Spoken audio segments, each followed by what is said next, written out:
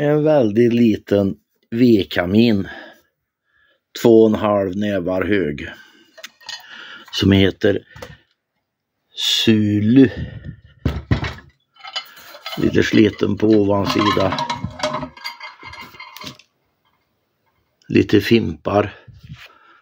Den har ju varit använd. Men jag vet inte var. Sittglas för att titta på brasan.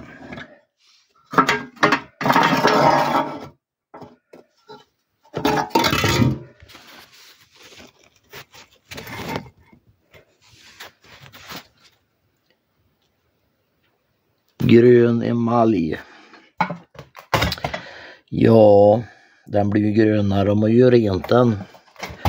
Någonting säger mig 70-tal om den.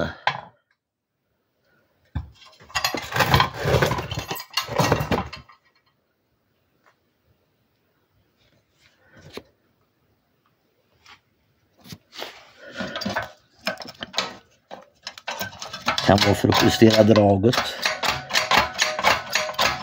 Inte mycket till justering.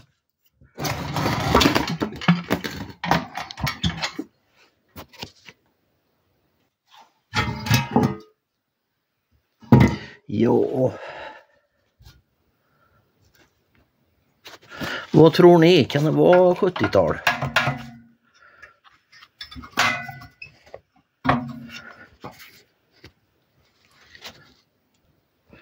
Ja, det kan inte hjälpa, så jag tycker den är söt.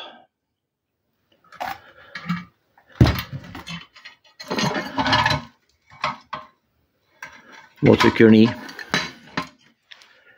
Har ni sett en sån här? Skriv i kommentarsfältet.